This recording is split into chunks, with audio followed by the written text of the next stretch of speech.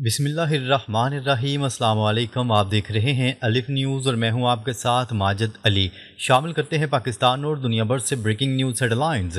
L O C پر بھارت کی robotic فوج کی تعیناتی۔ بھارت نے لائن آف کنٹرول پر روبوٹ فوج تعینات کر دی ہے جو جدید ٹیکنالوجی سے لیس ہے۔ یہ روبوٹس سرحد پار سے کسی بھی ممکنہ دراندازی کو روکنے کے لیے بنائے گئے ہیں۔ ان کا بنیادی مقصد دشمن کے حملوں کو فوری طور پر پکڑنا اور ان کا جواب دینا ہے۔ بھارت نے اس تعیناتی کے لیے بڑے پیمانے پر سرمایہ کاری کی ہے۔ پاکستانی فوج اس پیش رفت پر گہری نظر رکھے ہوئے ہے۔ پاکستانی فوج کا بھارت کو سخت پیغام۔ پاکستان نے بھارت کے جارحانہ عزائم کے جواب میں سخت انتباہ جاری کر دیا۔ پاک فوج کا کہنا ہے کہ کسی بھی سرحدی خلاف ورزی کا منہ توڑ جواب دیا جائے گا۔ ایل او سی پر پاکستانی فوج ہائی الرٹ پر ہے اور جدید ہتھیاروں سے لیس ہے۔ پاکستانی ایئر فورس بھی سرحدی علاقوں میں گشت کر رہی ہے۔ یہ بیان بھارت کے حالیہ اقدامات کے تناظر میں سامنے آیا ہے۔ بھارت کا اصل ہدف مقبوضہ کشمیر پر قبضہ۔ بھارتی فوج کے سربراہ نے خبردار کرتے ہوئے کہا ہے کہ آپریشن سندور 2 اپنے مقاصد حاصل کرنے تک جاری رہے گا۔ ان کا بنیادی ہدف مقبوضہ کشمیر کو مکمل طور پر اپنے کنٹرول میں لینا ہے۔ بھارت اس مقصد کے لیے روبوٹک فوج اور جدید ڈرونز کا سہارا لے رہا ہے۔ پاکستانی حکام نے اس منصوبے کو ناکام بنانے کا عزم ظاہر کیا ہے۔ یہ صورتحال خطے میں نئی کشیدگی کو مزید بڑھا رہی ہے۔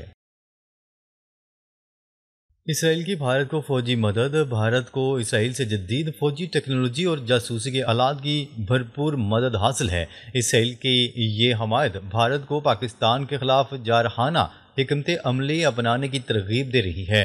پاکستانی حکام نے اس مدد کو خطے کے استحکام کے لیے خطرہ قرار دیا ہے۔ پاک فوج اس غیر معمولی تعاون کے جواب میں اپنی تیاریوں کو مضبوط کر رہی ہے۔ یہ تعاون بھارت کی جنگی صلاحیتوں کو بڑھا رہا ہے۔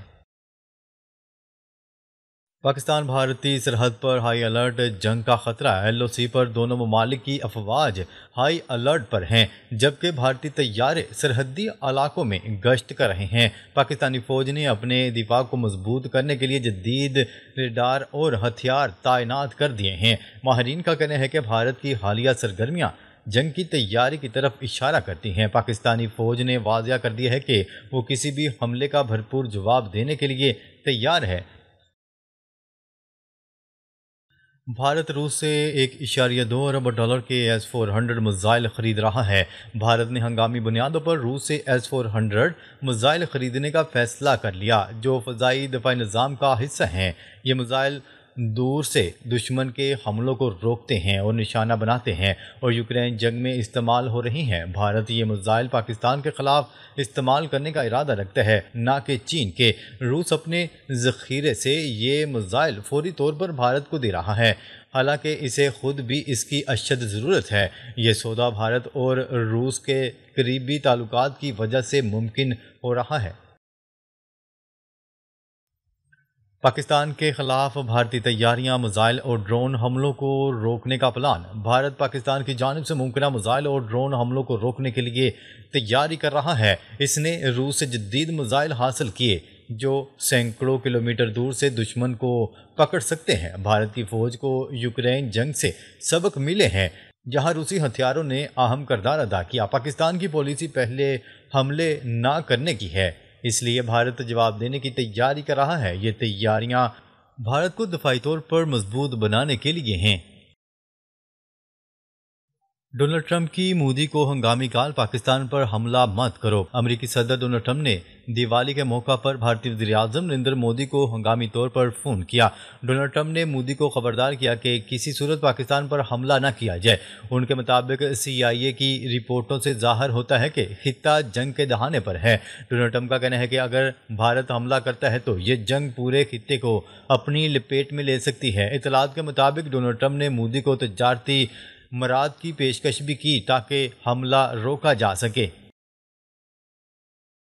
امریکہ کا نیا دباؤ۔ بھارت پر 200% ٹیرف کی دھمکی۔ ڈونلڈ ٹرمپ نے بھارت کو خبردار کیا ہے کہ اگر اس نے جنگ چھیڑی تو 200% اضافی ٹیرف لگایا جائے گا۔ بھارتی ادویات اور H-1B ویزوں پر پہلے ہی بھاری فیس اور ٹیکس عائد کیے جا چکے ہیں۔ ڈونلڈ ٹرمپ نے پیشکش کی ہے کہ اگر بھارت حملہ نہ کرے تو ٹیرف صرف 15% تک کم کر دیا جائے گا۔ یہ اقدام اس بات کی علامت ہے کہ واشنگٹن اب نئی جنگ برداشت نہیں کر سکتا۔ تجزیہ کاروں کے مطابق امریکہ بھارت پر معاشی دباؤ ڈال کر امن چاہتا ہے۔ بھارت کی جنگی تیاریاں عروج پر، آپریشن سندور 2 کا اشارہ۔ بھارتی آرمی چیف نے اعلان کیا ہے کہ اس بار جنگ ادھوری نہیں رہے گی۔ ان کے مطابق آپریشن سندور 2 کے اہداف مکمل ہونے تک کارروائیاں جاری رہیں گی۔ بھارتی وزیر دفاع راجناتھ سنگھ اور مودی دونوں نے بحریہ کو تیار رہنے کا حکم دے دیا ہے۔ ذرائع کے مطابق مودی نے نیول بیس کے دورے پر شروعات تم کرو گے کے الفاظ استعمال کیے۔ یہ تمام اشارے ظاہر کرتے ہیں کہ بھارت اس دفعہ جنگ کی شروعات اپنی بحریہ کی فوج سے کرے گا۔ یوکرین کے برطانوی میزائلوں سے روس کے اندر حملے۔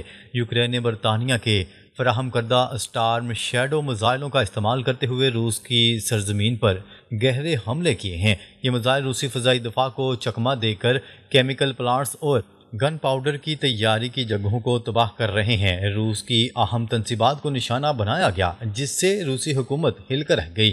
یہ حملے یوکرین کی جانب سے روس کے اندر 1200 کلومیٹر تک ڈرونز بھیجنے کے ساتھ مربوط تھے۔ اب روس کا رد عمل دیکھنا باقی ہے جو اس جارحیت کو مزید شدت دے سکتا ہے۔ ڈونلڈ ٹرمپ کا امن منصوبہ مسترد، یوکرین اپنے علاقے نہیں دے گا۔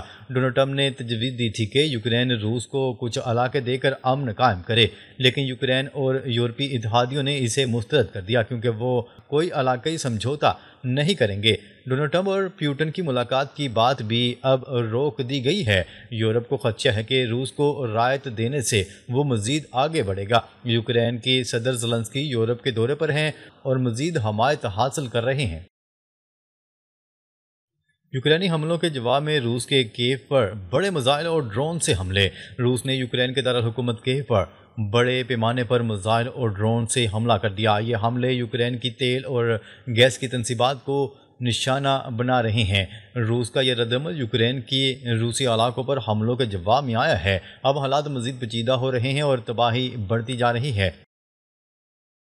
نیٹو ممالک روس کو براہ راست خطرہ سمجھتے ہیں۔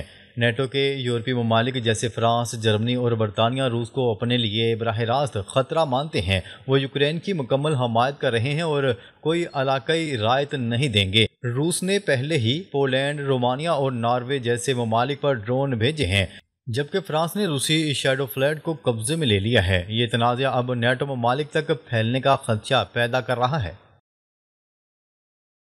روس کی ریڈ لائن عبور، جنگ میں نیا موڑ۔ روس کی بیان کردہ ریڈ لائن عبور ہو چکی ہے کیونکہ برطانوی میزائلوں سے روسی علاقوں پر حملے کر دیے گئے۔ امریکہ پس منظر میں ہے جبکہ یورپ اور برطانیہ کھل کر یوکرین کے ساتھ سامنے آ گئے ہیں۔ روس کی راکٹ فیول اور کیمیکل پلانٹس تباہ کر دیے گئے، جبکہ یوکرین کے ڈرونز نے کیسپین سمندر کے قریب ریفائنریوں کو بھی نشانہ بنایا۔ اب روس کا مکمل رد عمل آنا باقی ہے جو جنگ کو مزید شدت دے سکتا ہے۔